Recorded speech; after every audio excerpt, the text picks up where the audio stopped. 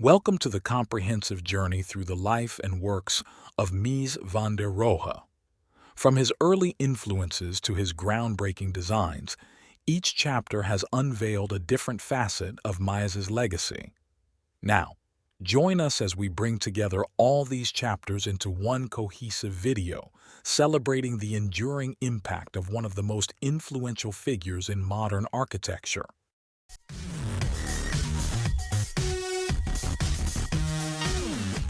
Mies van der Rohe, on the other hand, is almost diametrically opposed to Frank Lloyd Wright, the subject of our discussion last Tuesday. As you could see, Frank Lloyd Wright was an excessive man leading an operatic life. Despite his small stature, he was expansive and warm, capable of fostering an empathy that led approximately 200 out of the 500 homeowners for whom he built houses to write books about their experiences. This indicates his charismatic nature, as his clients felt compelled to document their relationships with him. Indeed, Wright left behind a complete works spanning over 1,000 pages across 3 volumes, along with 12,000 drawings and 100,000 letters. So, his archives are inexhaustible, much like the man himself was inexhaustible. In contrast, Mies van der Rohe, who was 20 years younger and German, as you almost certainly know, was a large, corpulent man, taciturn, hardly saying anything, barely writing, seldom giving interviews. His thoughts, we've reconstructed them through the study of his library, the books he read, the marks he left in those books. He prided himself, as you know, on his motto, "Less is more," expressing and communicating very little. His life was much more mundane than Frank Lloyd Wright's, I must tell you. Here, there won't be mass murders or great fires, except for the great fire that devastated Europe. During the 1930s, with the rise of Nazism, which indeed profoundly transformed Mies van der Rohe's life, he was forced into exile to America, to Chicago, where Frank Lloyd Wright had lived. This is where he would spend the second part of his career. So, here we will talk about 2 Mies, the German Mies and the American Mies, with that intermediate rupture, the exile, which fundamentally altered his trajectory. These 2 personas were also different in other aspects. For example, as we discussed in the videos about Wright, Frank Lloyd Wright had a rather lax attitude towards technique and function, whereas Mies, very few of you may have used them because they are no longer marketed. They were supremely uncomfortable. His buildings were not easy to use. In the other series of videos, I compared horizontal buildings with the Guggenheim in New York, talking about these bands that have served as a logo for both the Guggenheim and many other buildings.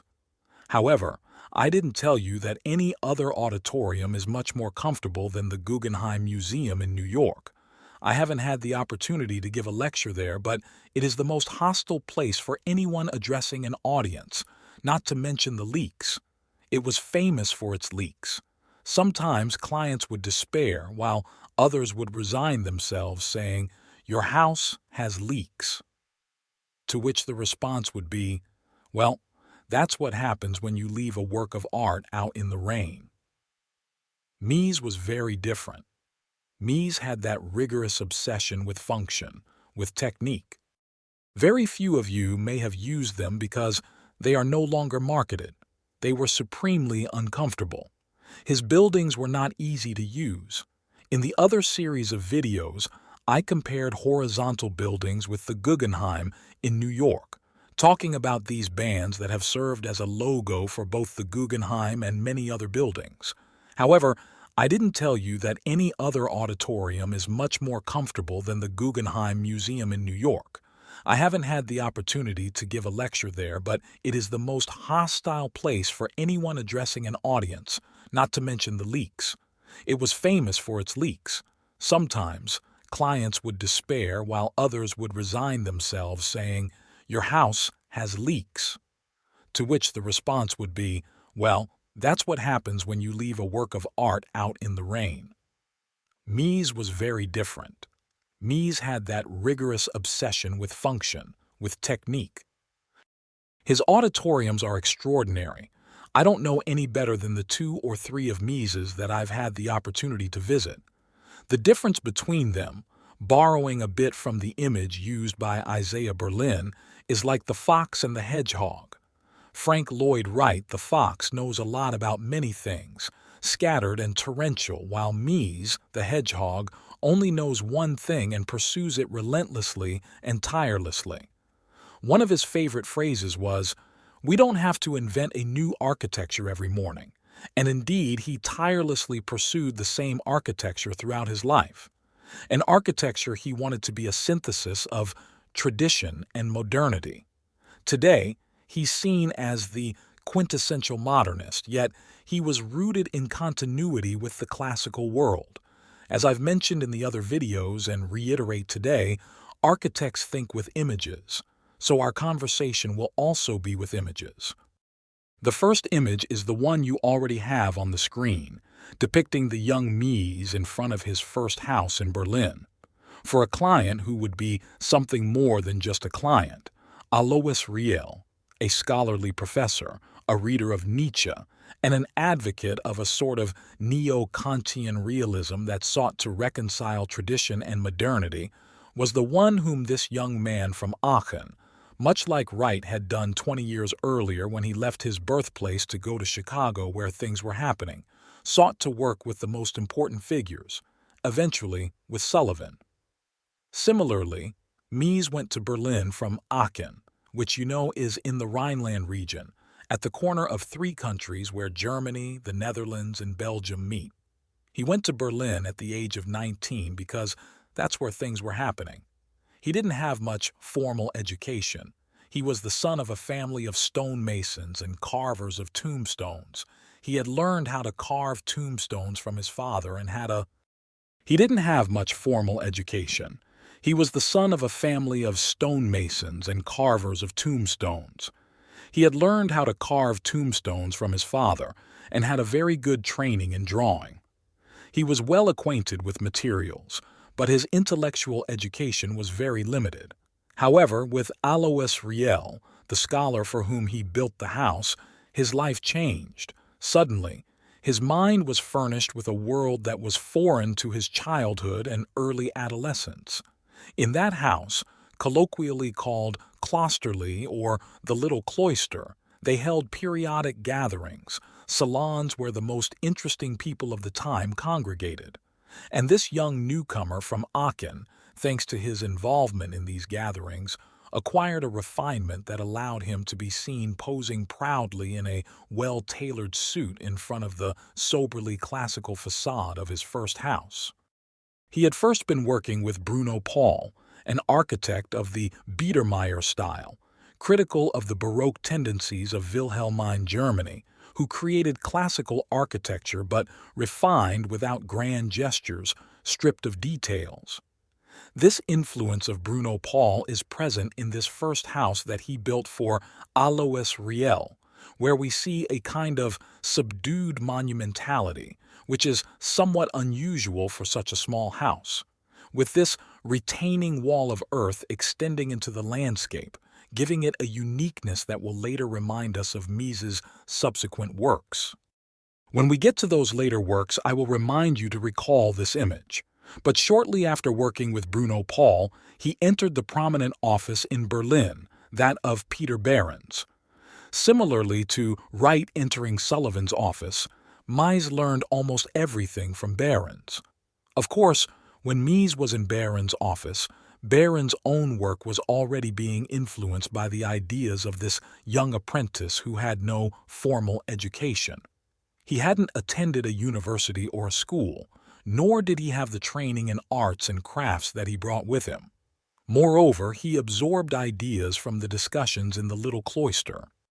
Notice the similarity between this crematorium by Behrens and the house we just saw. In Behrens' studio, there were 2 branches, one for architects more focused on technique, designing factories and functional buildings, and another for the more artistic architects such as Mies Van der Rohe, who were involved in designing houses and the monumental aspects of the office. So, while in Behrens's office, Mies designed this house. He also worked on this significant project, the monument to Bismarck, which was never realized but was important in Mies's life. Here, he began to familiarize himself with something that would be present throughout his life, the desire to create modern architecture rooted in tradition. In the Prussian classicism of Schinkel, with which Mies van der Rohe shares so many similarities, this image depicts the project for the monument to Bismarck, which was never realized, and it echoes the works of Schinkel from the same period. And you can see how this form of bare classicism interacts with the topography. So, it has some references to a work from 100 years earlier by Schinkel himself. Thus, he aimed to create modern architecture rooted in convention. And his big opportunity came with this house, which was more than just a house. It was a palace, as you can see, for an immensely powerful family from the Netherlands, the Kröller-Müllers, art collectors who originally asked Behrens, the leading architect of the time, to design their house. However, the task fell into Mies's hands because he was in charge of residential commissions at the studio. He proposed a house which you can see here in two different representations, first in this exquisite watercolor and then in the lower image, which is a one-scale model. They constructed it with wood and canvas on site to test its functionality. The Kröller-Müllers were important clients, but at the same time difficult. Mrs. Kröller-Müller was indecisive and always sought the opinions of many, struggling to make a decision. However, she was clear that she didn't like the initial project Mies had created under Behrens' supervision. Yet, this young man, who visited their office in Berlin to discuss matters in Holland, was increasingly drawn to Mies's ideas. So he began to suggest to Mies the idea of leaving Behrens' studio. And he designed the villa. Behrens also began to suspect that this young man was going to take away his commission, which eventually happened in 1912. Mies had to leave Behrens' office, but with a commission in hand, which was the Kröller-Müller villa.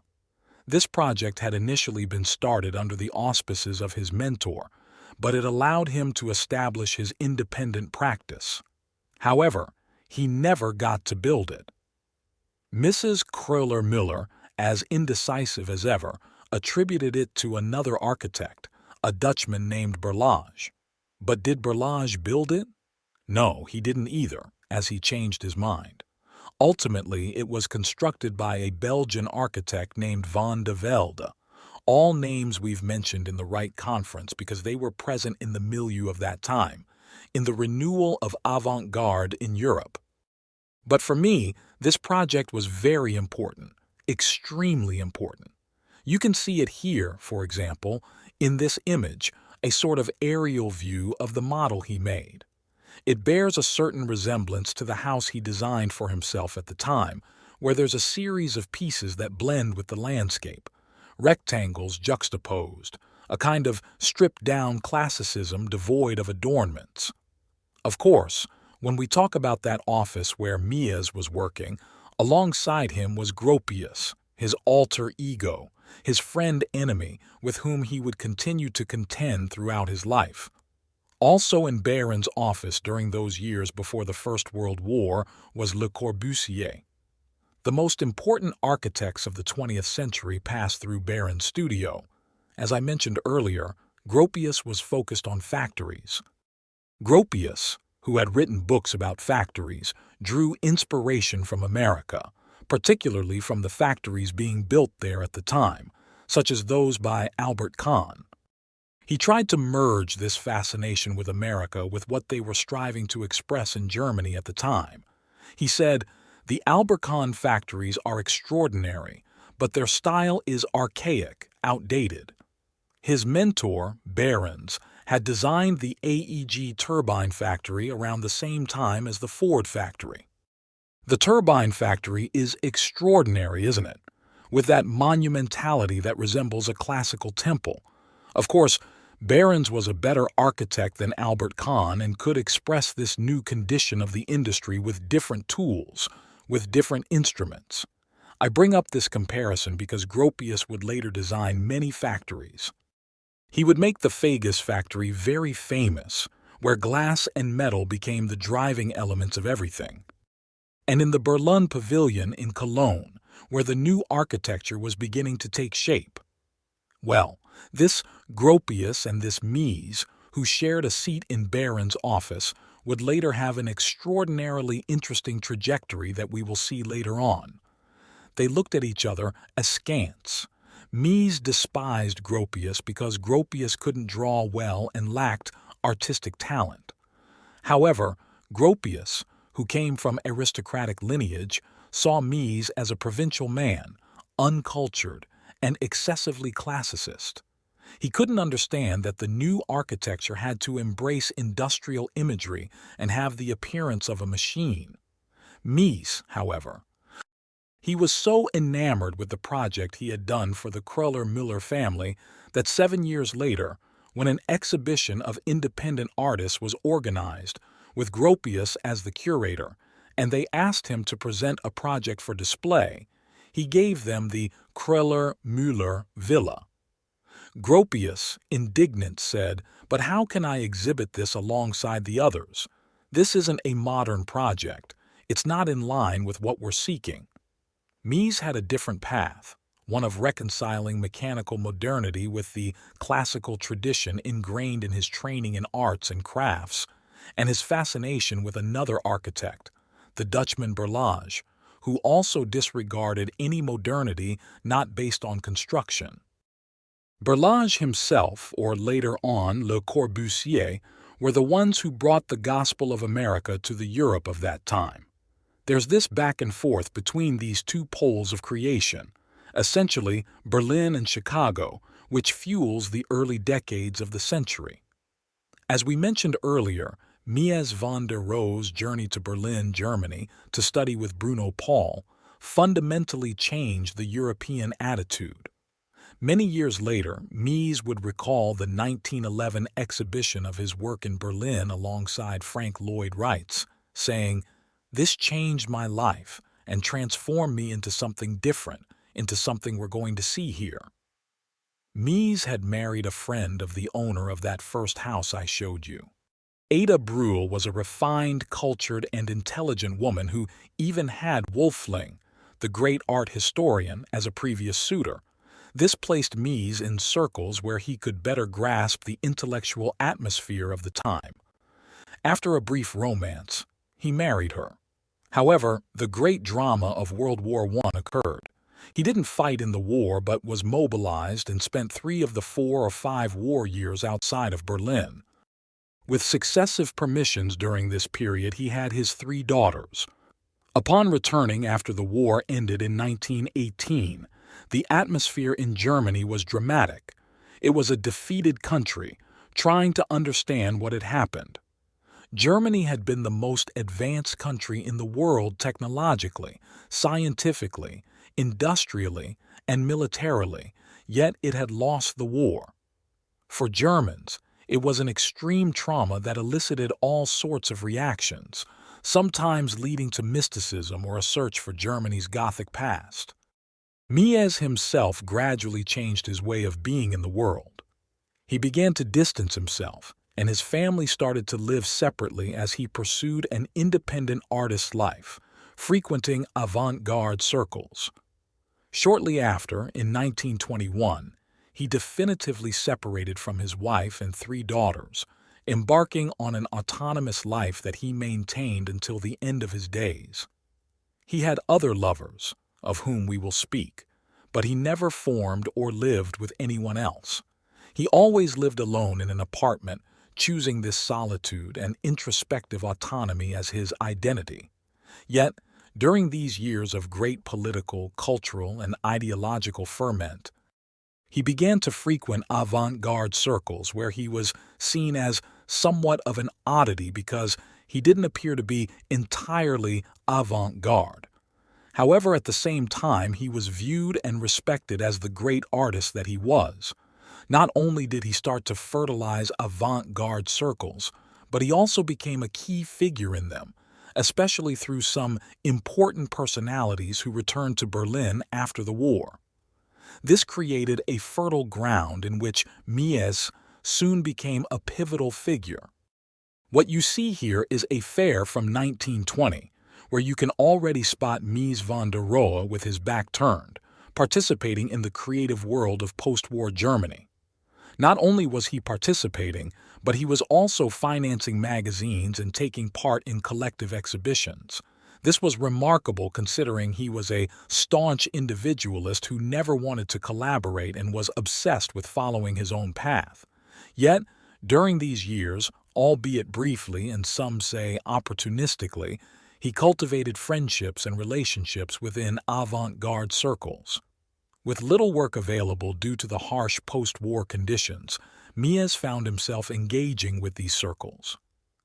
What Mies did was to conceive a new architecture through 5 theoretical projects. When I say theoretical, it means that they never materialized. They exist only as drawings. However, these 5 theoretical projects changed architecture, much like the houses of Frank Lloyd Wright had done 20 years earlier. The first of these projects was a skyscraper that originated from a competition to design a skyscraper on a triangular plot on Friedrichstrasse in Berlin. Mies explored many proposals for this project, studying it in various ways, creating numerous perspectives and photomontages. This is one of them. These are 2 others. He looked at it from another angle. He wanted to make an all-glass skyscraper. Here, he still sends the plans, but here he began to understand how it was going to be a series of successive floors to which the triangular shape of the plot ultimately gave this somewhat sharpened air of expressionist angles. And this creative effort culminated in the most important drawing of his career. This immense charcoal drawing of a glass skyscraper was made very large to ensure quality when published. It is, in my opinion, the most thrilling piece exhibited by the MoMA during the centenary of his death, when they held a commemorative exhibition. The exhibition was somewhat lackluster, but this huge charcoal drawing alone made it worth visiting. Indeed, it symbolized the ferment of renewal that characterized the avant-garde movement at that time. And the other project, the second skyscraper project, because, as I mentioned, there were 5 theoretical projects, but 2 of them were skyscrapers. This one, a glass skyscraper, features a floor plan filled with curves, as you can see.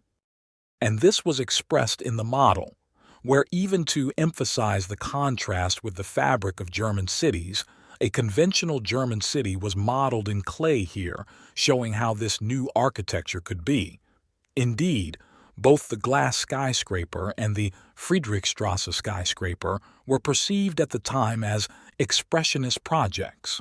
In fact, many felt that they were in tune with that moment of renewal.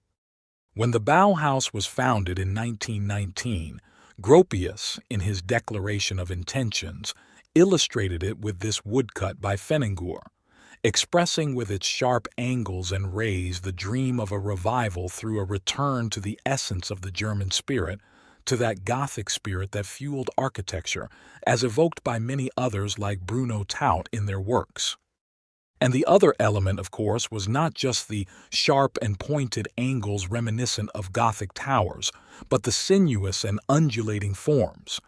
This is a sketch by Mendelssohn for the Einstein Tower from the same year, 1919.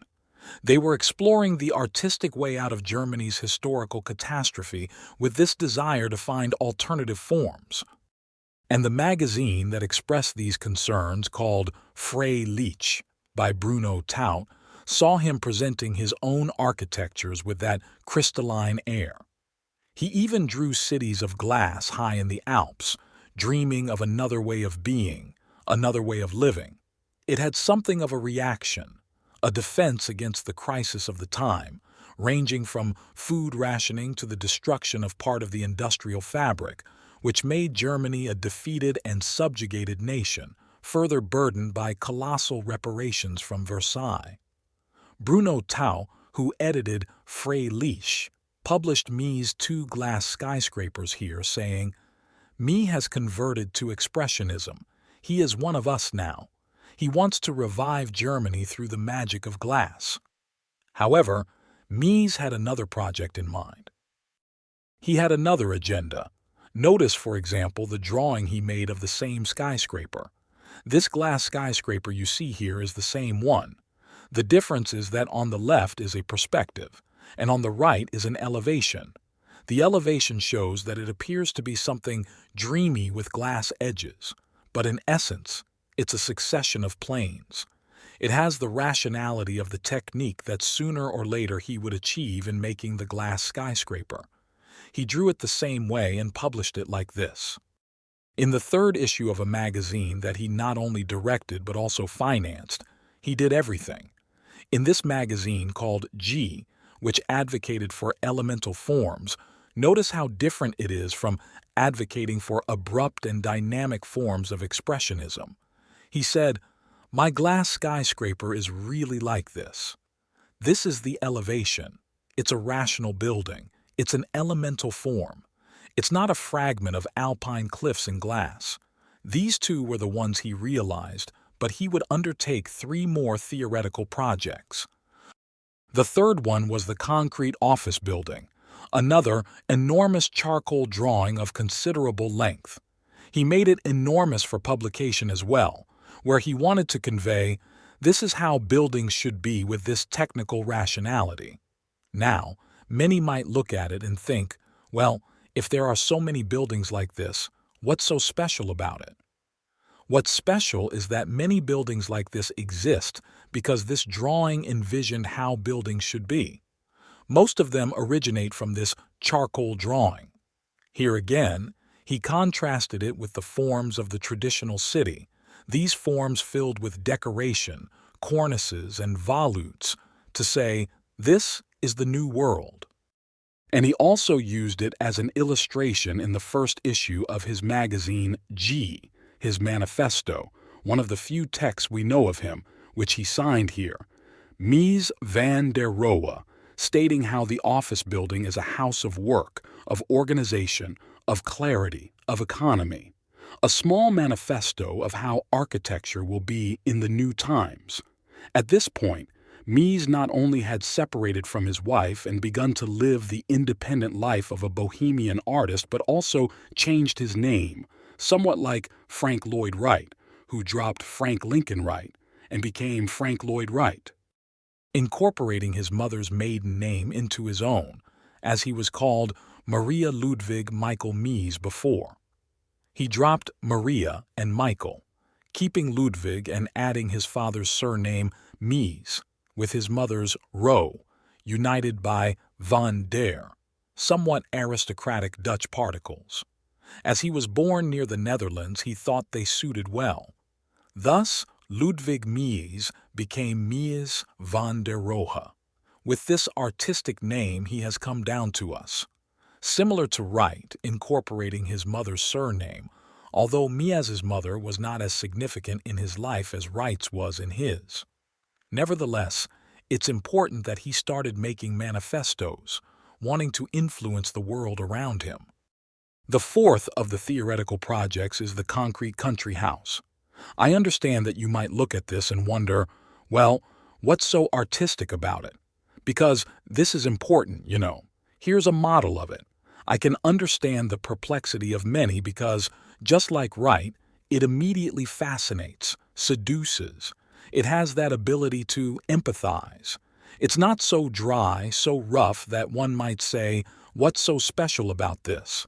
However, this kind of turbine organization, these elongated windows, would become the Esperanto of modern architecture. He used it in the second issue of the AG magazine as material for elemental forms. He used it to illustrate another manifesto of the same kind. And finally, the most lyrical and the most challenging of all theoretical projects, the brick country house, which the elevation doesn't say much about, but the plan is dazzling. It's almost an ideogram of modern architecture because, What Wright attempted some time ago, which was to break the box, has now been completely shattered. Architecture is no longer about boxes. It's just a series of planes that shape spaces. Space flows between them, and ultimately, the walls extend indefinitely into the countryside.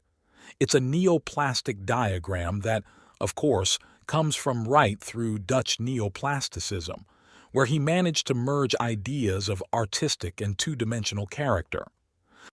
From Van Doesburg, who founded neoplasticism with paintings like this one, and then what the Russians were doing. The Browns of Lissitzky gave them an architectural life, fed by the plastic arts to change architecture. Of course, the magazine G was extremely important for the Russian constructivists. They wanted their organ in Berlin to be G. The Dutch neoplastic movement valued Mies so much that when they exhibited in 1923 in Paris, everyone was Dutch except for Mies. Mies was the only non-Dutch person they included in their exhibition. That's why they consider him one of them, regardless of his name being Vander, which helps, and having been born on the edge, in the Drake Landerek, on the edge of it. At that time, his colleague, comrade, and rival Gropius was directing the Bauhaus. But look at the atmosphere of the moment. Gropius had a version of the riddle lamp in the Bauhaus in Weimar. It's almost a manifesto of neoplasticism that we saw before, placed on top. And when the time came for the Bauhaus to build a new headquarters. In Dessau, logically designed by Gropius, notice what Gropius did. He used the turbine organization and horizontal bands that Mies Van der Rohe had already implemented in the concrete country house. That model I mentioned earlier, which probably didn't impress you much. Well, that model is the origin of this great building that would go down in history not only for its quality, that kind of stripping away of any ornamentation, but also for having been the headquarters of the most influential modern school in history at that time. And to see the difference with Mies, in the same year that Gropius was designing the Bauhaus headquarters, Mies was pursuing an independent career. He devoted himself to working simultaneously for art-loving magnates with extraordinary houses, and, at the same time, as a somewhat left-leaning individual who had connections for social housing projects at that time, houses for workers. It's very interesting to compare Gropius's Bauhaus, with its white, somewhat nautical appearance, and architecture drawing its ideas from ships or locomotives, with Mies's Wolf House. This is the first house he built after the long drought caused by the war and post-war hardships, after many years without construction. What makes it special? Firstly, it features an articulated floor plan similar to his brick house, combining elements derived from constructivism with neoplastic compositions pioneered by the De Stijl movement in the Netherlands. Additionally, it is entirely constructed using bricks. Brick, which was a material considered taboo by modernists as it symbolized tradition. Hence, brick meant forbidden. All had bright, white surfaces. However, Mies said, no, brick can be modern. He created a Dutch brick that honored his admiration for Berlage's tradition. He built this house, which became quite popular in the area where it unfortunately stood. Later, during World War II, it was so heavily damaged by bombings that it had to be demolished. But during its existence, it served as a tourist attraction for the locality where it was located, and indeed the way the terraces. Truth of planting merges with the rough brick, a truth of that coronation Mies made. Without a doubt, it gave it an almost land art aspect, a sculpture in the landscape, an extraordinary integration, which is what Mies always sought. His works have that rationality, let's say Platonic, that could be placed anywhere else, and yet they land in the place, and they engage with it until they merge and become one. And here we don't distinguish the difference between the house and the landscape. They have become one.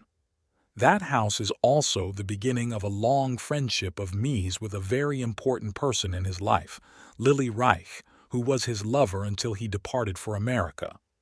She was a very good interior designer, a very refined woman. The owner of the house, besides being an art collector, was a textile merchant.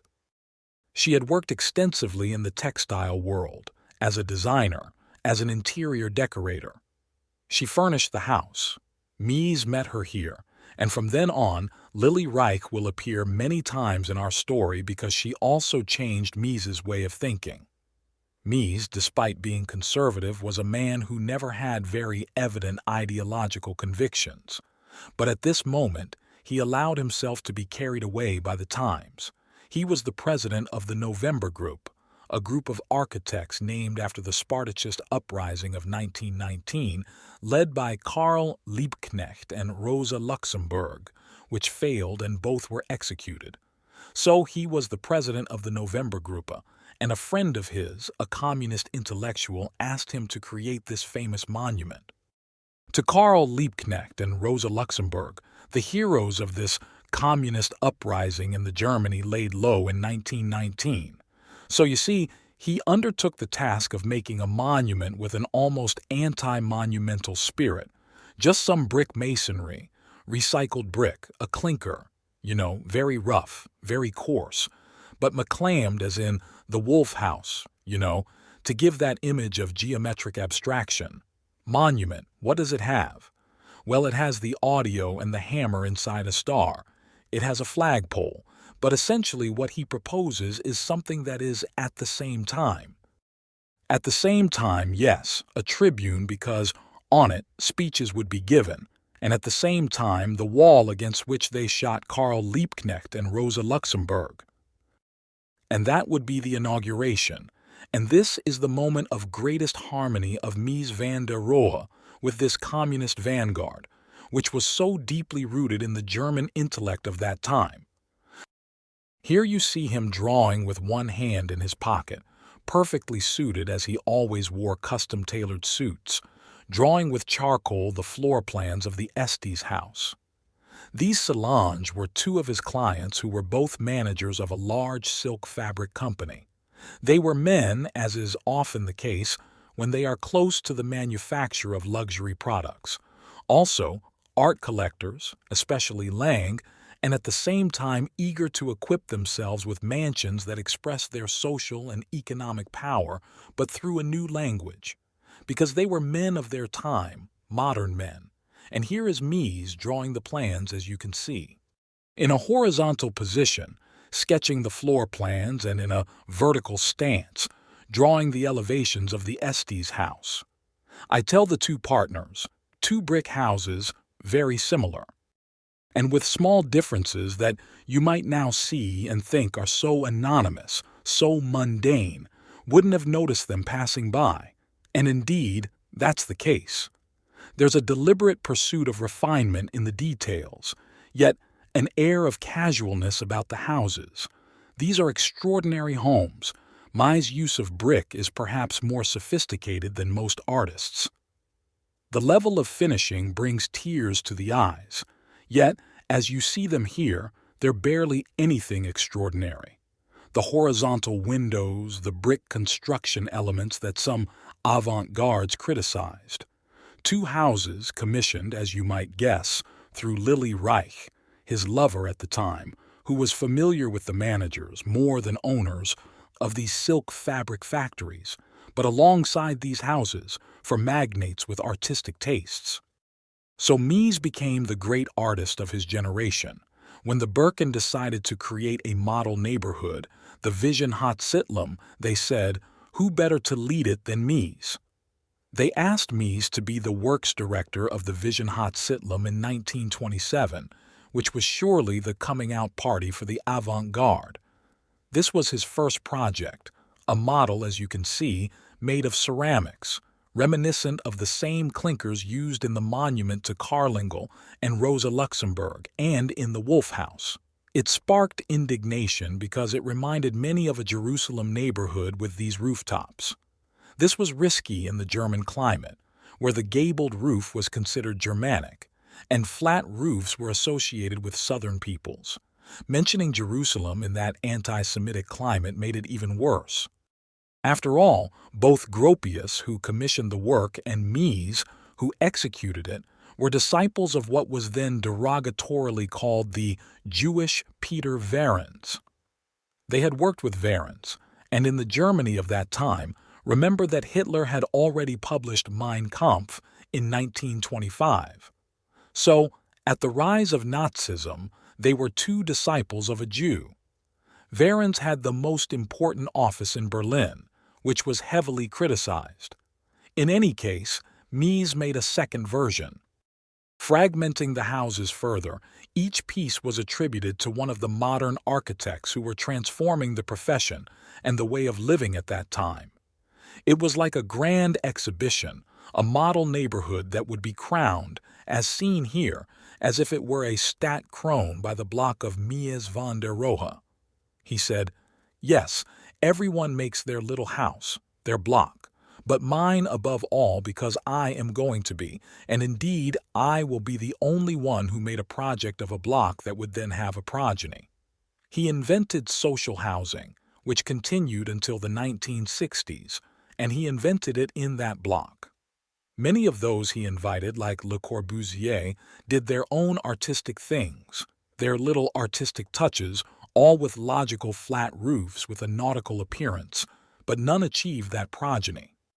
This is the image of the Vision of Sidlum, named Vision because it was white, the white colony. And here you have Mies' block, crowning the ensemble. In this famous photo, Mies is on the right and Le Corbusier, with his bowler hat and pipe, is on the left, both in 1927 visiting the construction site of the Wissenhof. They were the two greatest architects of the moment, both having worked the same year for Peter Behrens, participating in this grand operation to showcase to the world how the new architecture would be, not with projects or drawings, but with actual buildings that everyone could visit, of course. Years later, this postcard, created during the Nazi era, illustrates the criticisms made at the time. It was perceived as a southern place, resembling a North African Kasbah, and therefore seen as an enemy of the Germanic, an enemy of the nation. The political and ideological landscape was understandably polarized, but Mies continued to navigate above the circumstances. He had designed these projects for large glass skyscrapers, and the glass manufacturers, who had published books like this showcasing Mies's projects, such as both the glass skyscraper and the one on Freddy Street, had a predominant role. They commissioned him and Lily Reich together for the Glass Round in Stuttgart.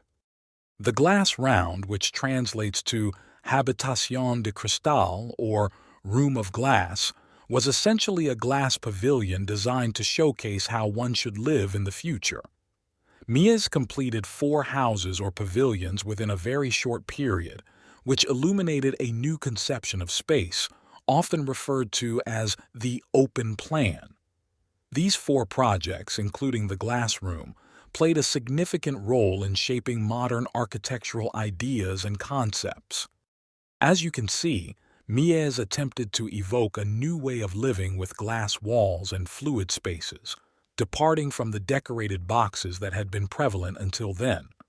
Visitors to these pavilions were either fascinated or puzzled by the absolute simplicity. The glass room, mentioned earlier, was co-authored by Lily Reich. However, it's worth noting that she collaborated with Mies on other marvelous installations as well. Like the Café Samt und Seide, Velvet and Silk Café, designed by Lily Reich, which conveyed to Mies the appreciation for material sensuality, contrasting with his typically cold and geometric architecture. Throughout his career, Mies became known not only for his glass prisms but also for his use of materials like Tino's marble, travertine, raw silk, cedar, and white velvet. Together with Lily Reich, he created the Barcelona Pavillion in 1929, which, despite disappearing shortly after its initial construction, was later rebuilt to commemorate its significance in architectural history. Yet, fewer people recall the other exhibition held in Barcelona during the same period.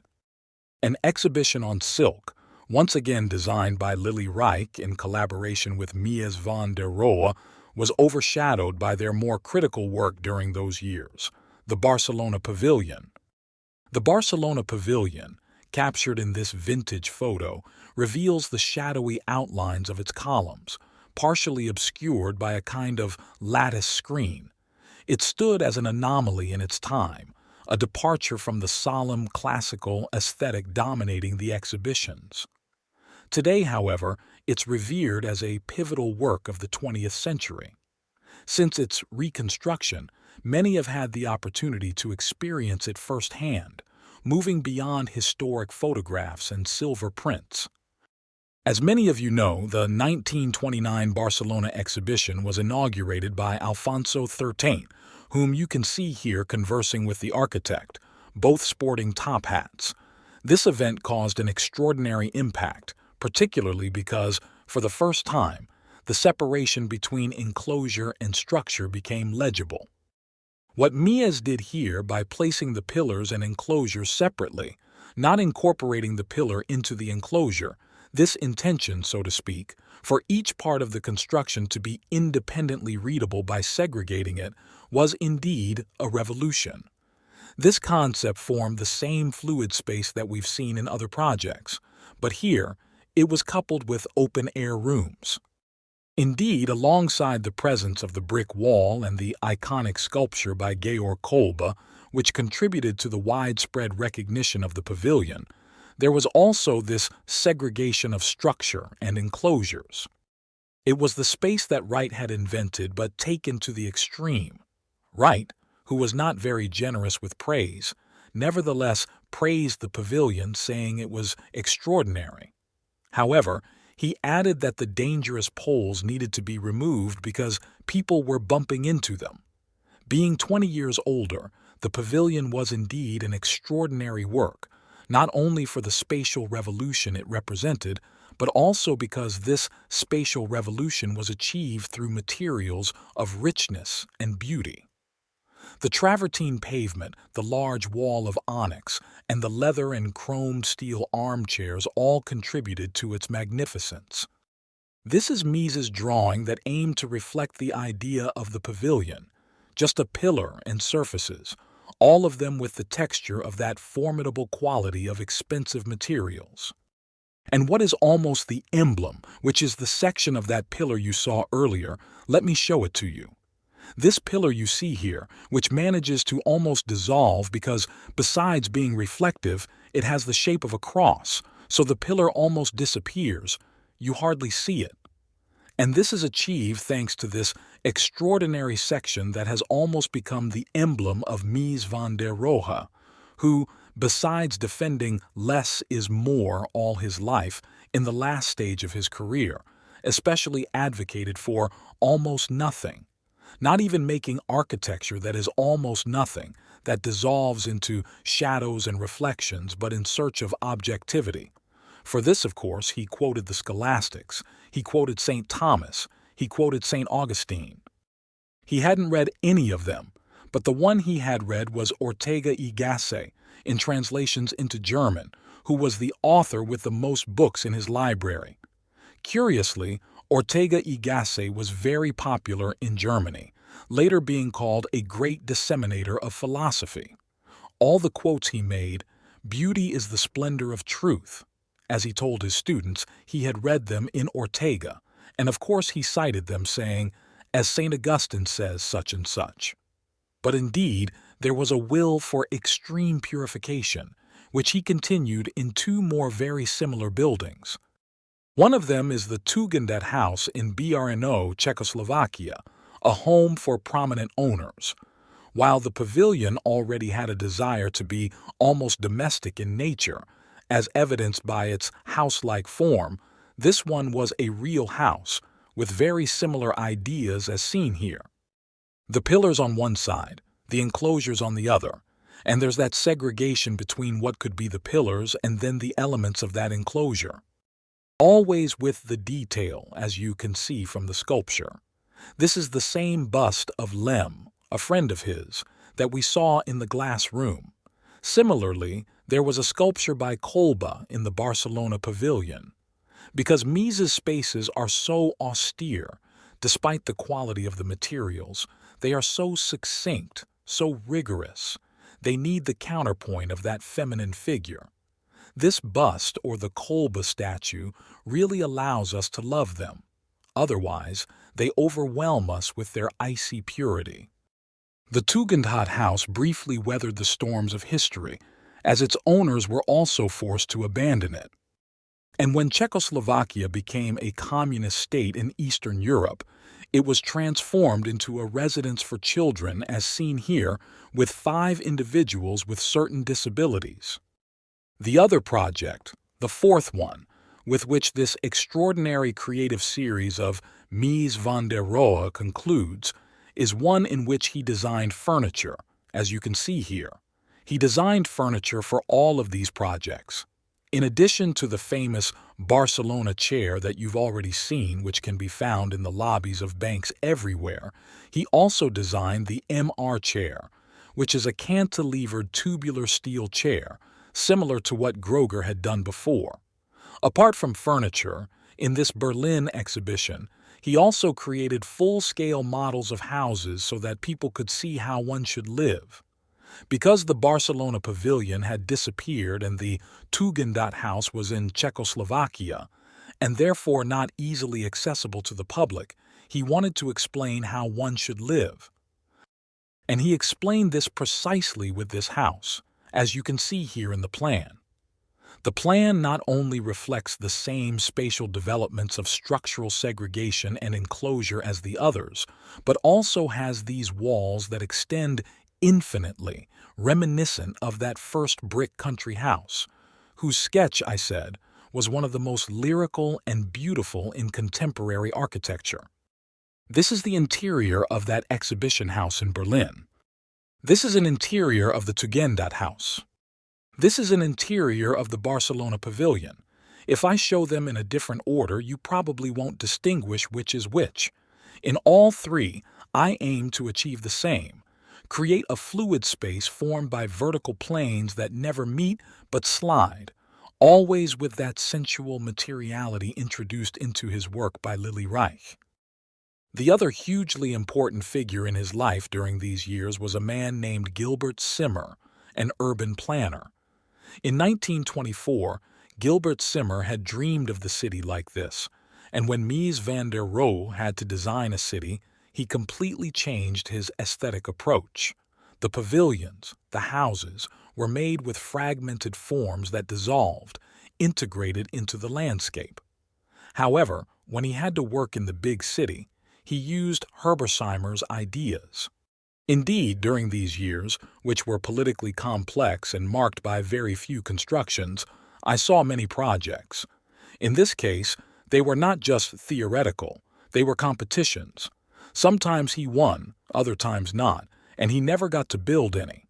It must be said, somewhat melancholically, that even those who won the projects also failed to realize them. In the end, they were always given to someone else who hadn't won. In this case, it was the Adam department stores on Free Street, for a large department store owned by a Jewish family. They probably could have built it, but what happened was Kristallnacht, the night of broken glass, after 1933. The family fled Germany, and the project could not be completed because the owners, being Jewish, had to leave the country hastily. Another one was this, a bank in Stuttgart, facing the large railway station that you see there, which always criticized his immaterial architecture. Bonatz had collaborated with the Nazis on the Autobahn program, and he thought that his virile, solid, masculine, and thick architecture was more appropriate for expressing National Socialism than Mies's naked and almost diagrammatic one, although suitable, as you can see here, for later being adorned with signs. Something that we now see as normal, and that was then an innovation, is the use of the facade as a large advertising billboard. Nor did he succeed here in Alexander Place.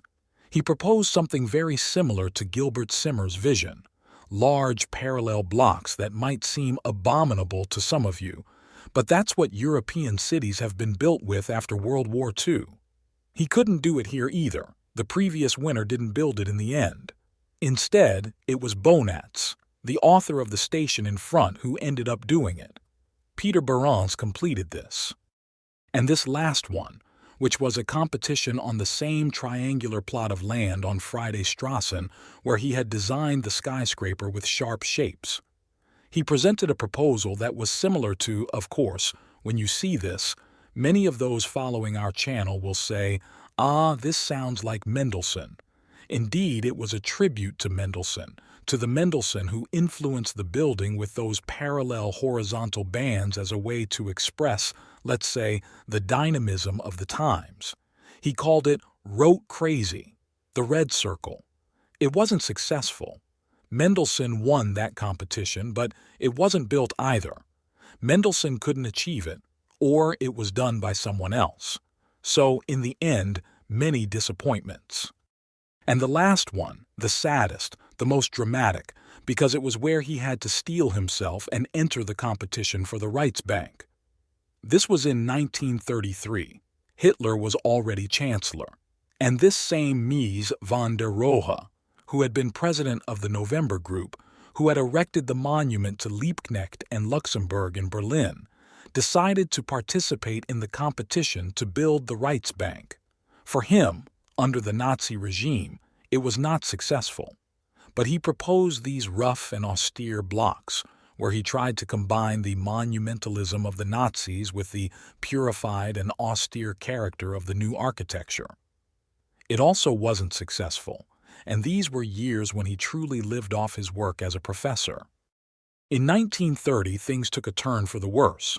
Gropius had to step down from leading the Bauhaus, and James Meyer, his replacement, was also dismissed. Eventually, the mayor of Dessau called upon Mies and asked him to take charge of the institution.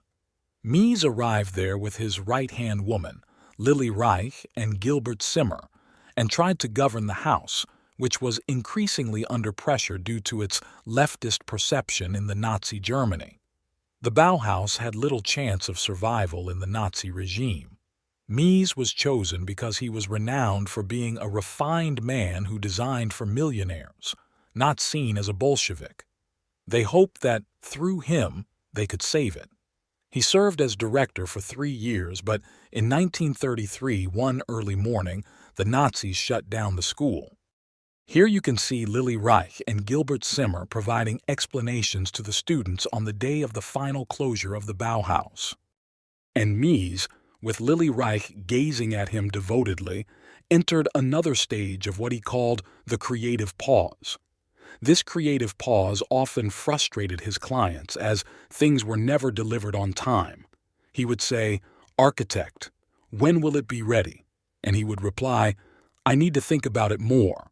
It's the creative pause." In this case, it was a historic creative pause that lasted almost a decade. He didn't simply enter a creative pause. He was sailing in the Guanza with Lily Reich. He even made one last effort to reconcile with the Nazis. He held an exhibition, the Louise Garbet Exhibition of German Work in 1934 during the Nazi regime, attempting to persuade them to embrace his ideas. He showcased his designs with these glass columns, aiming to convince the Nazis to adopt modern language as their own. Within the Nazi regime, there were diverse tendencies. The most significant was the opposition between Minister Rosenberg, advocating for a populist, neo-traditionalist approach, and Goebbels, the regime's chief propagandist. Hitler himself sometimes supported modern ideas for factories but insisted on neo-vernacular houses and classical monuments. On the contrary, Goebbels defended a somewhat expressionist line, akin to the style of Nold. This might be surprising now, but at the time the Nazis believed, at least according to Goebbels, that just as Mussolini had adopted futurism, a vanguard ideology and form, as the national art, they could embrace expressionism as the national art of National Socialism. However, this vision never materialized. In the power struggle between Goebbels and Minister Rosenberg, Rosenberg emerged victorious in 1937. This victory culminated in the infamous Degenerate Art exhibition, where many expressionists were labeled as degenerates, marking the end of their influence. Interestingly, this event also represented a defeat for Goebbels, who had tried every means to reach a compromise within the regime. He even went as far as to draw and submit a proposal for the design competition for the German pavilion at the 1934 Brussels World's Fair, attempting to merge his signature style of segregated pillars and walls with a sense of axial monumentality more in line with the regime's preferences. These axial axes, and in fact, he even drew up the elevation of the pavilion, not only with the German eagles but also with the Nazi swastikas, the same architect who had drawn the elevation a few years earlier for the monument to Rosa Luxemburg and Karl Liebknecht with the sickle and hammer. But it didn't work. He tried to reach a pact in every way. Others tried too. Gropius tried too, but he tried more than others. So later, when Gropius or Moholy Nagy's wife reproached him a lot, when everyone ended up in American exile, because in the end, almost everyone ended up in America, except for some who went to Russia, for example, like James Myers, almost all of them ended up in America. And then the American exile. Well, these Germans from exile. Some reproached Mies very bitterly for having gone so far in his desire to reconcile with the Nazis to the point of making the Brussels Pavilion. These are extraordinarily unfruitful years. He draws a shelter in the mountains, which critics attribute to that desire to find peace in the rural world, to get away. He draws this mythical drawing because he always talked about it, where it seems that he invents the raised glass box as the foundation of the new architecture. And he invents something that would be very important, which are the courtyard houses, which everyone interprets as a representation of isolation. The world is so tremendous that I am going to make a courtyard around and I am going to take refuge inside my courtyard. He made this courtyard house for the son of E. Lang, one of the two who had seen the brick houses. He had gotten married, so he projected this house as seen surrounded by a courtyard. He drew this house as the courtyard house with a garage. And he did these exercises that he later did with the students at the Bauhaus. And then, when he went to America, as he continued to be a professor there in Chicago, he always gave his students the first exercise of the course, to make a courtyard house, because it's easy. It's a single floor. There's no context. They don't have to think about anything. And it's easy for the students, serving as a gymnastics exercise in the modern language. In all these courtyard houses, they are not even drawn by Mies anymore. They are drawn by his students, first from Berlin's Bauhaus, which moved also, it must be said, from SAO to Berlin, as if it were an appendix of his, and finally from the Arm Institute, which would later become IIT of Chicago. And these houses, as you can see, are 3 courtyard houses. This is the famous 3-patio house, which has 1, 2, and 3, and they are organized with an enclosure around. They are still used in schools as an exercise because it is a great exercise to make people think and to familiarize themselves with a language. But in this case, we have to associate it inevitably with Mies's desire for seclusion, consumed by events and swept away by the storms of history. In the end, he goes to the United States, making a first exploratory trip in 1937. They commissioned him a house, the Resort House, and it's interesting how they commissioned it because it was Mrs. Resso, who was a patron of the MoMA. The MoMA was a kind of modern city. New York was the center of the avant-garde where the great American patrons like Rockefeller, etc., invested in having an institution connected with European culture. It was very cosmopolitan but was divided into 2 halls. Alfred Barr, the director, tried to commission Mies for the expansion of the MoMA, but he failed. He failed because the Americanists on his board said he shouldn't go beyond this point to make an American. They commissioned it to Philip Goodwin. So what did Alfred Barr do? He convinced Mrs. Resort, who was with him on the board and represented the cosmopolitan wing, to take the project away from Goodwin and give it to Mies. And that's what Mrs. Resort did without blinking an eye. She decided that, since Goodwin had been commissioned for the MoMA expansion, she would take away the house that Goodwin had started building, a country house, like the large mansions that American millionaires build in the countryside, and she commissioned it to Mies Van der Rohe. So she dispatched the architect, and in this kind of struggle, she commissioned it to Mies. Mies proposed a house like a nearly perfect box. What he wanted to express with these extraordinary documents is the desire of Mies Van der Rohe to reduce architecture to its purest essence. He aspired for architecture to become almost nothing, as subtle as a simple frame that frames and showcases the landscape without adding more than what is strictly necessary. These documents reflect this minimalist and timeless vision of architecture, where simplicity and purity are the key elements. Or this other one, the collage he made to express his project. This is my resort house. He used nothing more than a screen, as you can see, a painting by Klee that he owned, enlarged in scale, and then the landscape behind it. Just a frame. The architecture has disappeared, faded away in this first trip. He visited Wright, as was logical. Wright, who didn't receive many people, welcomed him, mainly because he considered him a disciple. He would say, "I invented this sliding planes, and this German has executed it very well." Then they would break off relations. Indeed, the romance didn't last long, but here you have Mies Van der Rohe visiting Frank Lloyd Wright at Taliesin, 20 years his senior, who received him warmly and helped him in his early steps in the United States. Although his main support came from people on the East Coast who wanted to take him to New York or Boston, they offered him the deanship at Harvard. And it seemed they were going to give it to him. He already understood that they had offered it to him, and finally, to his great disappointment, the deanship went to Gropius, his arch-rival.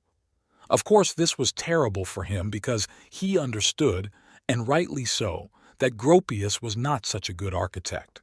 It's true, he didn't have such a good eye. However, it must be said that he was a better pedagogue. The Bauhaus under Gropius was better than the Bauhaus under Mies. And then, the Harvard under Gropius was better than the IIT Chicago under Mies Van der Rohe, where he would eventually teach. Chicago, where Mies eventually ended up because, well, he had this commission for the Resort House. But this also didn't offer much.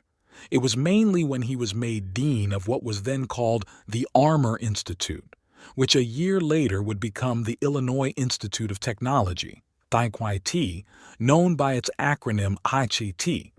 Then he wouldn't only be the dean of the faculty, but at the same time, he was going to build the new campus.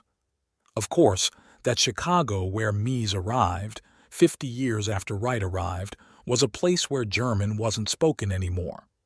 When Mies arrived, German was still spoken in the streets of Chicago, which is why he called Sullivan Livermeister. But when Mies arrived, German was no longer spoken. So the condition he set to go was, "But I have to take someone with me to have a small bubble of friendship." And he managed to get them to hire 2 Bauhauslers, who are the ones you see here, speaking on the streets of Chicago with Mies himself and Mendelssohn. They are Peter Hans, the photographer, and Gilbert Simmer, an old acquaintance, the urbanist. With Peter Hans and Heller Simmer, he managed to create 2 assistants who were useful for projects and also for teaching, and with whom he could speak German because he took a long time to learn English and never spoke it well. Their first project for the campus, as you can see, was still classical, classical in the sense of boxes, but with a certain monumental quality. However, their final project is this. And it's impressive because it's a kind of madness of modulation, 24 feet by 24 feet in plan and 12 feet in elevation, which is very well expressed in this drawing. The whole campus was going to be a series of perfectly modulated pieces that composed it, similar to how the planes divided the space in the Barcelona Pavillion or in the Tugendhat house. Here, they were the urban pieces that divided the urban space in the same way, not creating a fluid urban space where the street, the square, the regular conformation disappeared. The space was also going to be urban space, a fluid space. And what Mies did was something extraordinary. By making the buildings of this Lily T campus, he invented the American industrial vernacular. The first one he did, the only one he could do before World War II broke out, was the Look at Metals building. Here, the photographer, a very refined and legendary photographer of that time, also put Mies and Gilbert Simmer to give the scale, which is funny. And he made this building out of nothing but metal profiles, glass, and brick. But the interesting thing is that it was still a Gothic building. The difference between Gothic and classical buildings is that a Gothic building is one that is extroverted. It's a building that's all the same. It's a section that comes here until it finally expresses itself. And this is almost the front. It's almost the section of the building. If you look inside, you can see how these are the 3 laboratory floors. And this is the large hall where tests and trials were conducted for this technological campus. It was very focused on the theme of the metal industry, which was so important in that area. So, it's something that isn't easy for me to explain in a few words, but I'll try to summarize it briefly. He tries to solve the problem of the corner in a way that may seem unworthy. The problem of the classic corner is incredibly challenging, dating back to the era of the Greek temple.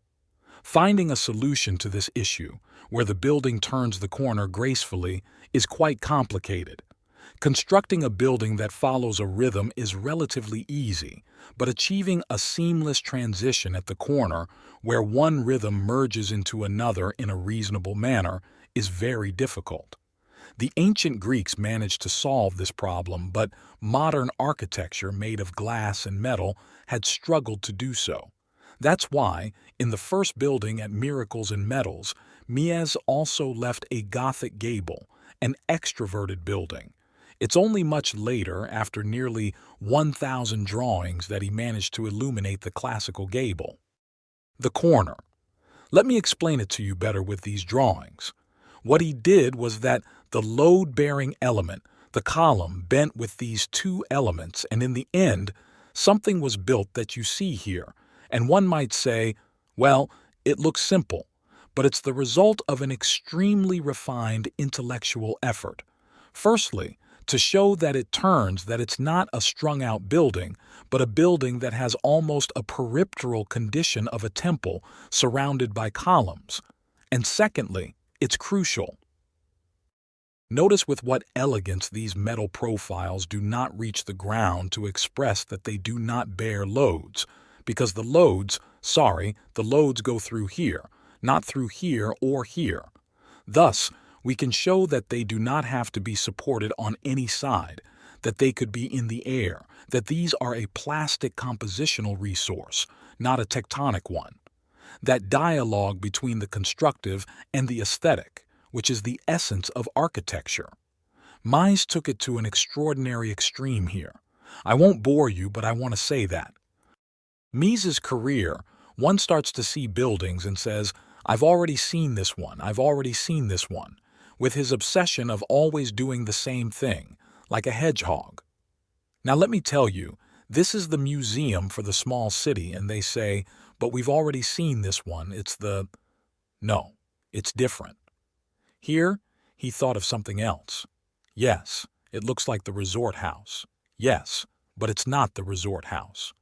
These are the 2 theoretical projects he did during the war when there was no work, nothing could be built. He taught his students, but they couldn't build, not even on campus. There was steel, but nothing could be done. So he made two theoretical projects expressed in three photomontages, which also changed the course of architecture. This is the museum for a small city with these two. With just these two elements, expressing a museum as almost nothing, with elements like the landscape and the carpentry being almost minimal, and then something even more extreme, the auditorium. The auditorium, he thought of it using a photograph that already existed of a factory in Almerium, the same Almerium where they made the Ford factory. You'll remember that we've seen it when Gropius looked to Almerium to make factories in Germany. But in this case, it's a colossal factory with large trusses spanning 300 feet. Why? Because they built flying fortresses there. As you know, even before the U.S. entered the war, Roosevelt was already supplying the British Churchill with planes to defend against the German air power in World War II. This factory where they made the flying fortresses was built. In that factory, he proposed this image of an auditorium that seems like nothing. If you look at where the auditorium is, well, it's just a small slope, an acoustic roof, and some screens. It's hardly anything. In Mies's auditoriums, they are effectively a continuous plane that manages to ensure everyone sees and fosters that communion between the speaker and the audience, avoiding this kind of podium defense. He thought of this here and built it many times later. It's hard to believe that he barely produced anything, and for 4 years, he only made 3 collages. During that time, Frank Lloyd Wright would have made 400 drawings, yet Mies only made 3, but he thought a lot. One of the things Mies is famous for is standing in front of a model or a drawing and just thinking, maybe for 20 minutes. 20 minutes may seem like a short time, but watching someone for 20 minutes with nothing but contemplation can feel like an eternity, I can assure you. He did this just to judge a proportion, to think about how he could refine an element a little more, always in search of objectivity. Because he wanted not to be a part of anything, he wanted architecture to speak for itself, to have a rational logic, not to be the product of the architect's subjectivity. In 1947, his great advocate, Philip Johnson, organized an exhibition at the MoMA, and this exhibition undoubtedly consecrated him in the United States. The exhibition they see here was designed with Mies's ideas in mind, with the same principles of planes around which space flows. This was a very important catalog because in 1947 it coined the myth of Mies, which would be intimately associated with the Museum of Modern Art in New York from then on. And this is the exhibition where, as you can see from the panels, they even attempted to evoke somewhat illusionistic images of the Barcelona Pavillion or some other projects. And here is Mies, looking at what would be his first house in the United States, the model of the Farnsworth House, which was exhibited in that exposition, examining it carefully. He hadn't built it yet. He had designed it in 1945. The curator of his exhibition, Philip Johnson, who saw the house at the exposition, logically immediately made a glass house, which he finished soon after in 1949, long before Mies could build his glass house. Of course, it's not as good, but in the end, when one says the glass house, it turns out to be Philip Johnson's house.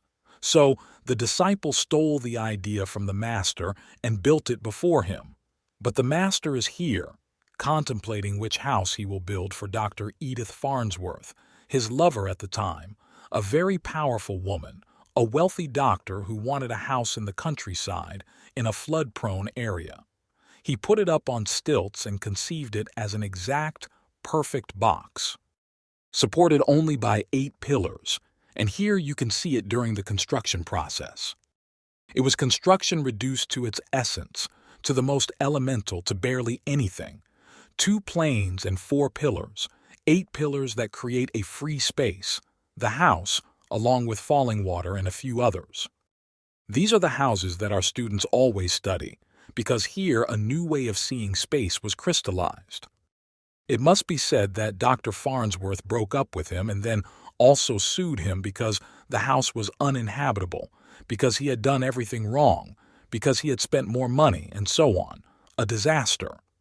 But the house is still there. It can be visited in the United States because, fortunately, it was bought by Peter Palumbo, and in the end, it ended up in the hands of the National Trust. Therefore, it is now one of the sites that can be visited in the United States. Mies tried to generalize that idea from the Frankfurt house with the 50x50 house, which aimed to be a prototype for many more, and he found his Medici. Who was a developer named Greenwald, a rabbinic scholar turned real estate developer, who became his main client for the next 15 years. Here we see Mies Van der Rohe with Greenwald examining what would become high-rise buildings, mainly residential, throughout the city. You see him sketching one of them, and it was in these sketches that the residential tower was born, which has since colonized half the world. And again, I apologize if I seem excessively attributive, but believe me, it is so. Here, a new way of making architecture was invented, especially in these two buildings. The apartment buildings on Lakeshore Drive, 860 and 880, were where the building with metal mesh and a repeatable, universally homogeneous space was invented. So they're finished now, you might say, but I've seen 50 buildings like this. It's true, but here we highlight it because it was the first time it was conceived and built. With that structure that Mies loved, 3 bays by 5 each, and with something that is very significant. And what he had done was simply to put one Farnsworth house on top of another. This is the interior of Lakeshore Drive. And this is the interior of the Farnsworth house.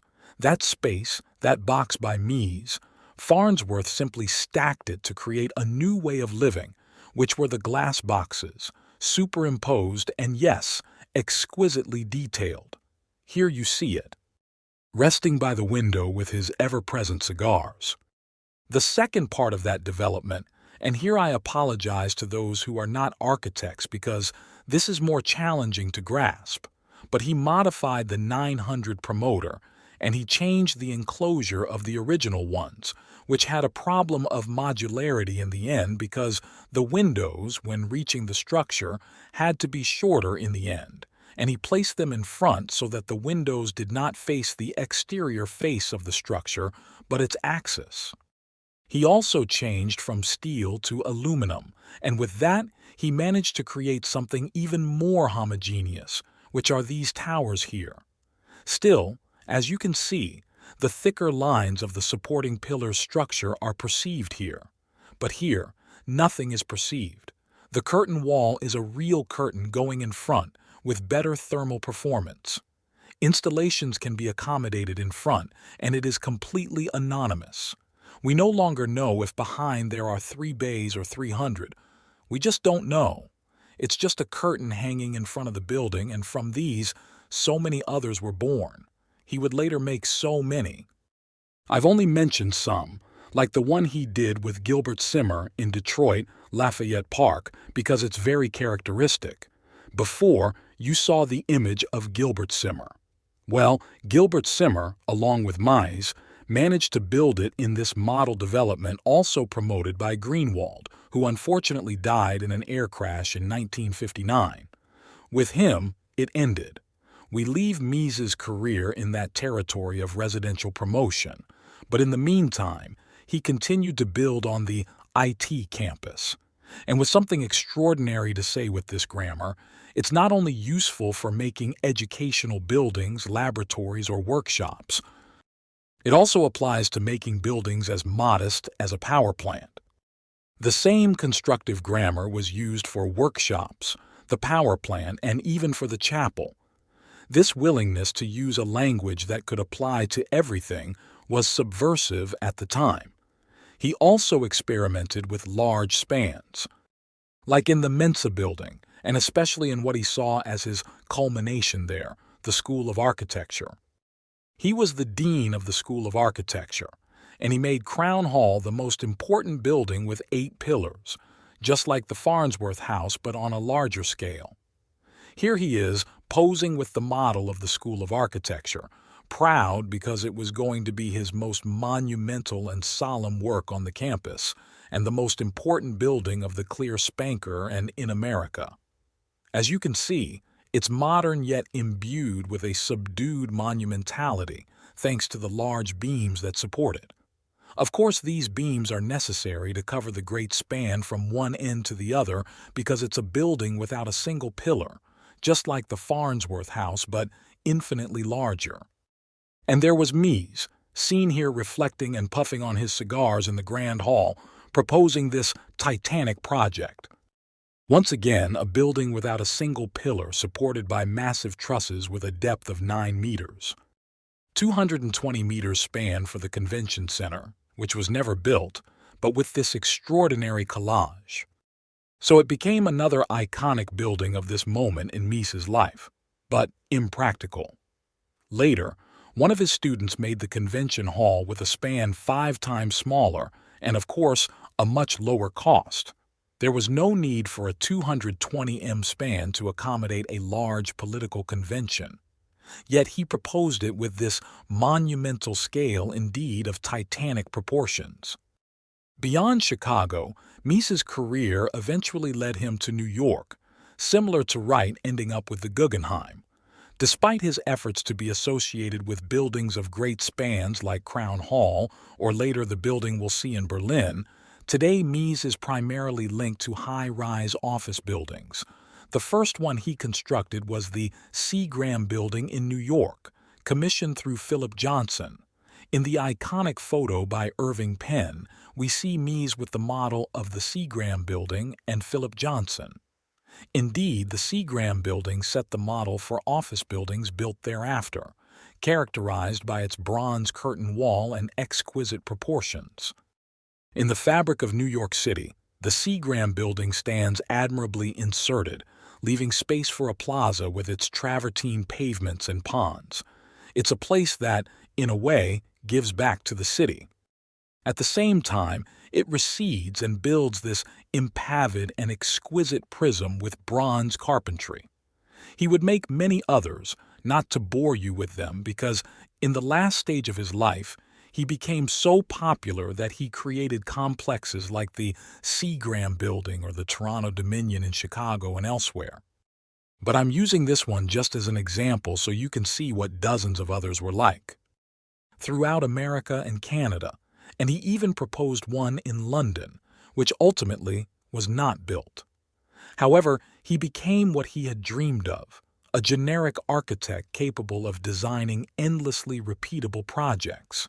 Yet, he continued to dream of clear span structures, of buildings with vast spans, wanting to be remembered for them.